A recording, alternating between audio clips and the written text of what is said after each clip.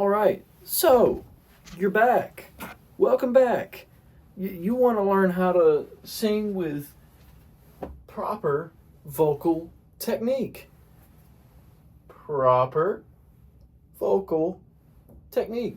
Well, I tell you what, I'll show you how to do it. I'll give you the yellow brick road of vocal technique, the correct way, the way that's not going to make you lose your voice, the way that'll let you sing for however long you want to sing, as long as it's not as crazy a long amount of time. So here, let's do it.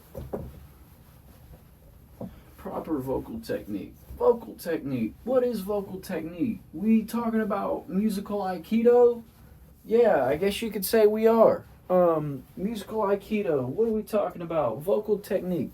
So, there's a few things that come into vocal technique, right? First things first. We always, every time, no matter what,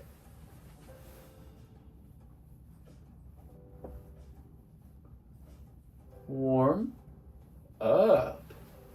We gotta warm up, y'all. What do I mean by warm up? Yeah, I call them.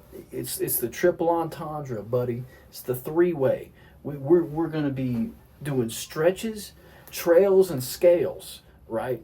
We're going to be stretching our physical body, get the blood to pumping.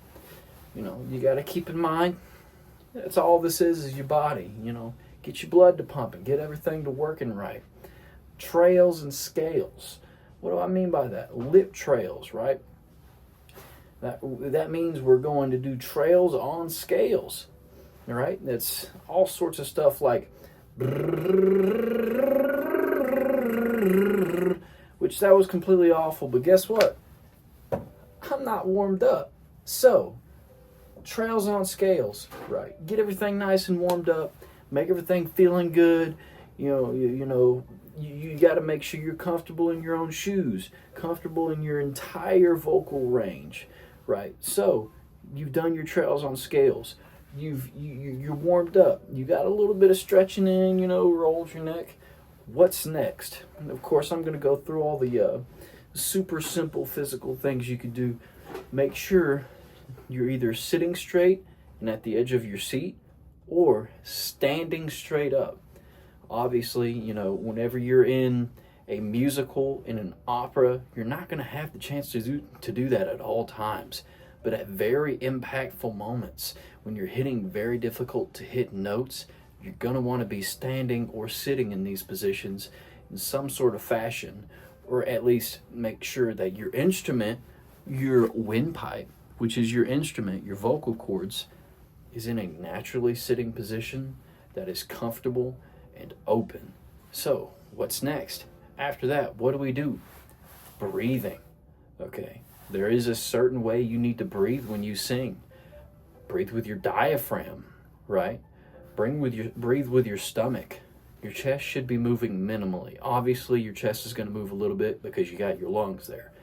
But you're going to want to be moving your diaphragm mostly in order to get the air in, right? You want it to be as natural as possible. And what that does is that allows you to give your notes, your singing, enough support in order to sound good. Now, what do I mean by support? Support is giving each note the proper amount of air necessary in order to sound the way you need it to. If you're singing a really high belty note, you're going to be giving that a lot of air, right? If you're going to be singing something in your falsetto, you're right, and you want it to be super soft, you want to float on that thing, it's probably not going to take much air. Obviously, you're going to have to try and make it airy, right? That means you don't contract your vocal cords or as much as you normally would, but that's what you would be doing. Give each note the proper support that it needs. And remember, diaphragm breathing. You want to...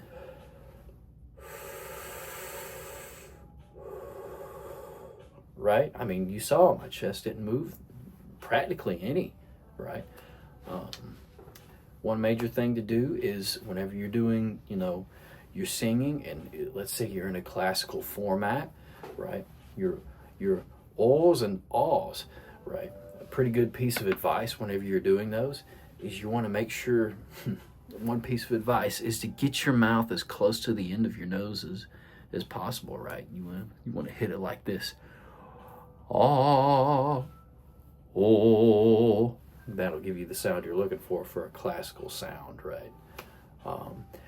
Obviously, vibrato, that can come naturally. You'll naturally develop it. You'll get to where you want to be with your vibrato. Most of the time, if you want like a technical, what is vibrato? Vibrato is the fluctuation of your note. I guess you could say that you're singing, right? You can hear it whenever you slow it down. Oh, that's pretty much all your vibrato is. That's all it is. Generally, in a classical format, you're doing about 6 fluctuations a second. That's generally what you hear, right? Yeah, don't strain.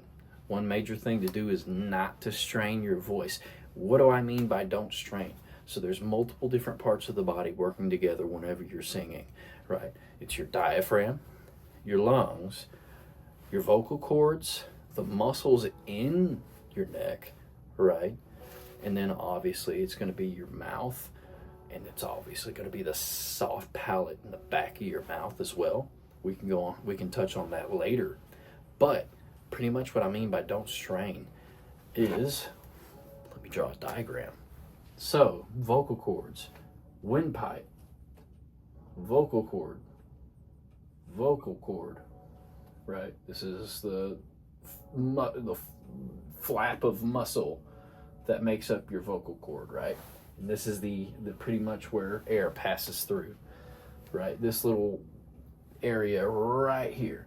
So this is what your vocal cords look like. You could look up different videos of vocal cords and stuff like that while people are singing, but if you don't want to see all that nasty stuff, this is what it looks like, right?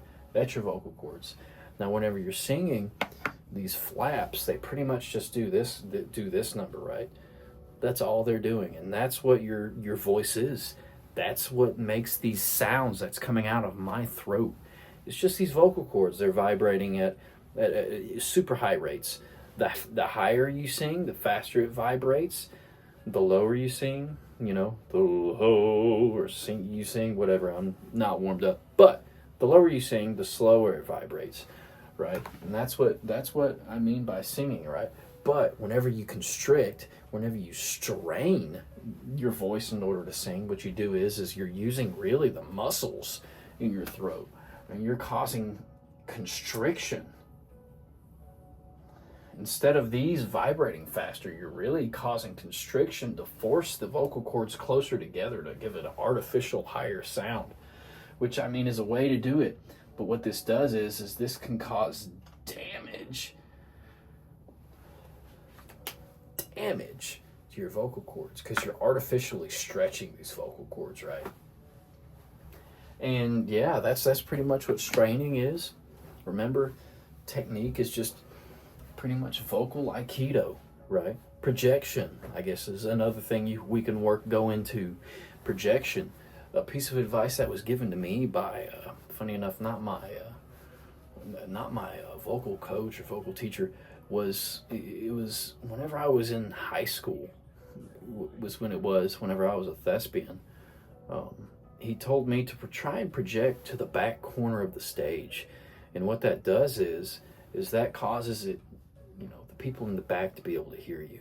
And if you can master being able to project your voice that far, but also giving it a light, beautiful tone that you're looking for whenever you're singing those lighter notes, honestly, it'll make it look like you're dancing around that music, man, and it'll make it sound beautiful.